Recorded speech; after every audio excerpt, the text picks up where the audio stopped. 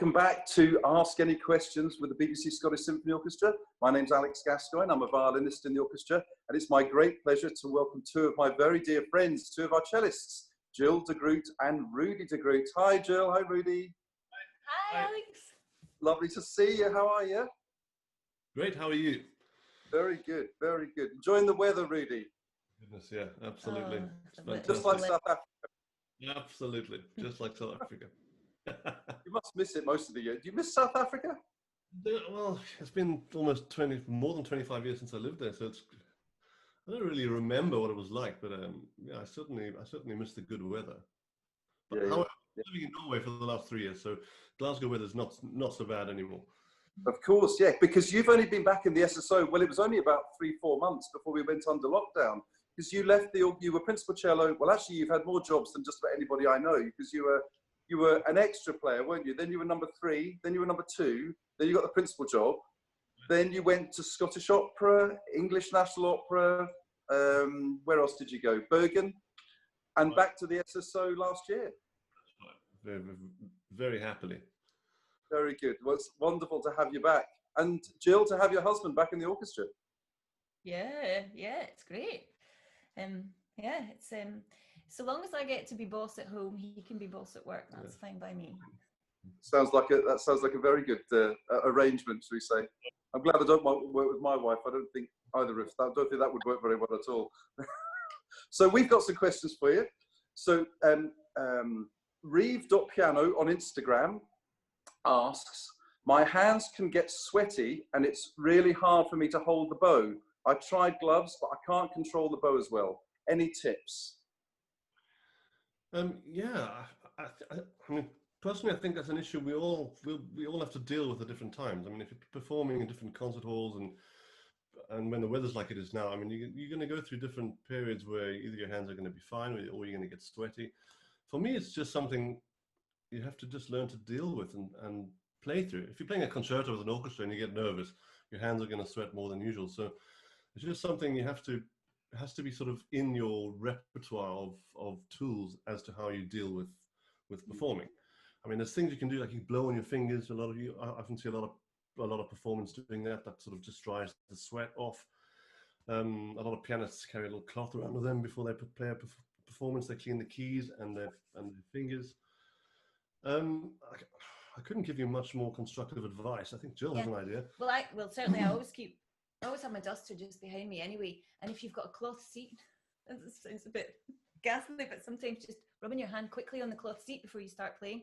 And also what sometimes I do is touch the rosin on my bow. Yeah, that's another thing I do. And that dries you off a bit and you get a good grip. I take the bow and I just hit my fingers with the bow, and the dust from the rosin just kind of gives me a little bit more grip on my fingers.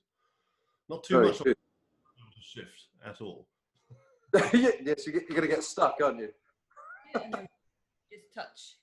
I put my thumb sometimes just on the hair a bit to get a bit of, if you're not getting a good grip.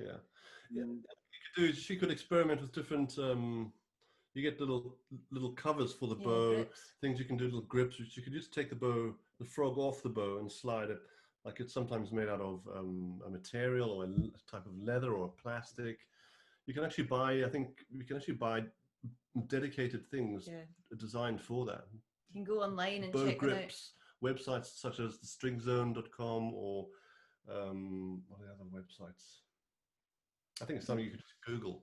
Yeah. But there are certainly methods in order to limit the problems due to sweating. I mean, at the BBC, at the SSO, have Harold introduced us to these little pencil grips, that you get in stationeries, and they work really well. Right. Pencils, they are really good. Very good. Thank you. So we've got 2 questions from Jim McGrath, the wonderful chair of our supporters club. So hi, Jim. Thank you very much for these. So maybe this is one for you, Jill.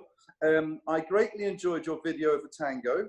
How long did it take to compose and then put the split screen video together?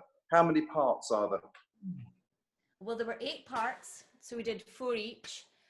And well, Rudi was the composer, so I'm just amazed at how Rudi can just shut himself in this room and just write. When he's in the mood and he's in the zone, he just comes in here and he just writes. And I mean, you wrote that very quickly. I mean, he kind of went upstairs and came down that evening and said, right, it's finished. And I was like, whoa, I added a little bit. We did it. We sort of did quite a few recordings, a few takes of it. And then you added a bit in the middle, didn't you? Yeah, I felt it was too short. It probably took in total about maybe 5 or 6 hours to write it. But it's funny, like I get an idea and then I can't leave the computer screen. It just sort of, it happens and I can't leave until it's finished. And then we play, I kind of listen to it a lot and make adjustments. And then I felt there needed to be a middle section. So I just had an idea and it just came out. So I just put it on the screen.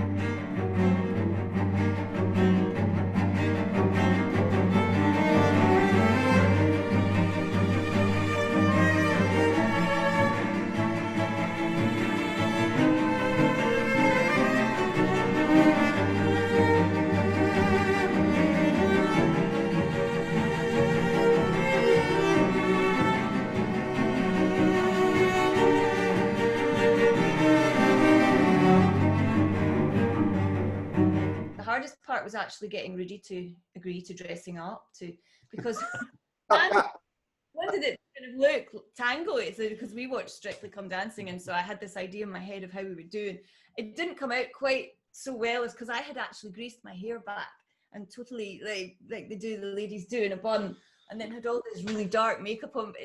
You couldn't really see it terribly well, but artistic director. Yes.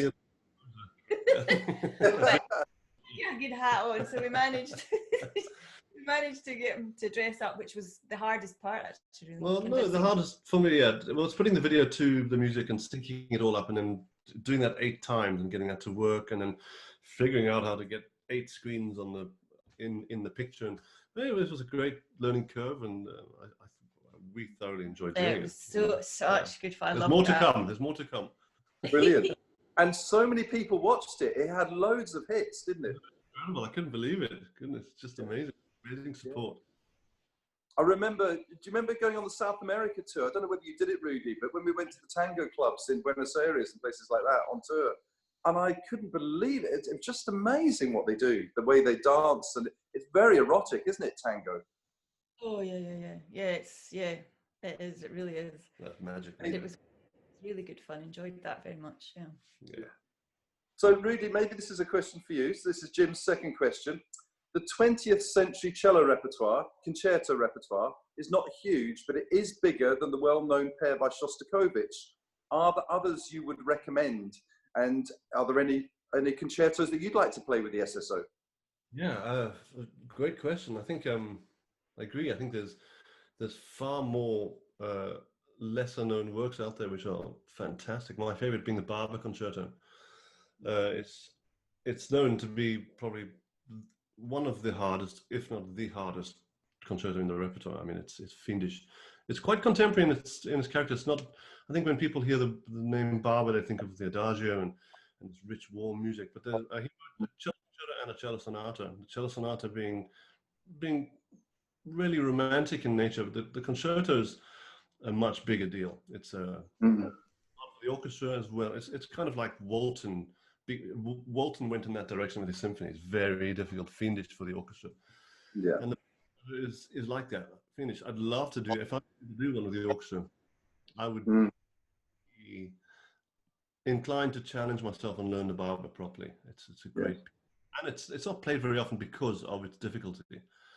I mean, there are others. There's Prokofiev he wrote a concertina and a concerto, and the concerto he later revised to become something called the Symphonia Concertante, which again is not performed very regularly because it's also regarded as one of the most difficult in the repertoire. It's also 45 minutes in length, so it's a marathon in order to play it. But these two, of course, there's Walton, there's more romantic 20th century, but there's a lot of repertoire there apart from the 2 Shostakovich concertos, I think need programmed more often. Well, it sounds as though the Barber would be one. If Andrew Trinick, our senior producer's listening, Barber Cello Concerto. Great.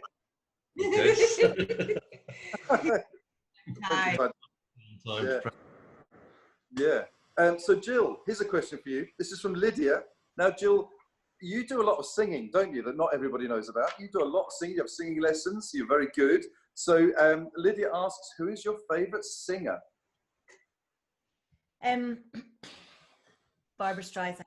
Without a doubt, when I was young, I just used to shut myself in my bedroom and listen to Barbara Streisand just over and over and over again. I had this record player and I had all her records, and I used to know all the words, and she was a huge, massive inspiration for my singing, and watched all the movies that she's in. She's terrific.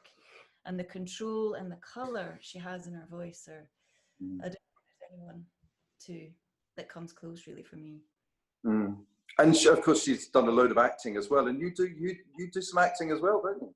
I've done acting, yeah. I did. I got involved with Strathclyde University. I don't know if they do it. They used to do a course. It was like an open university course.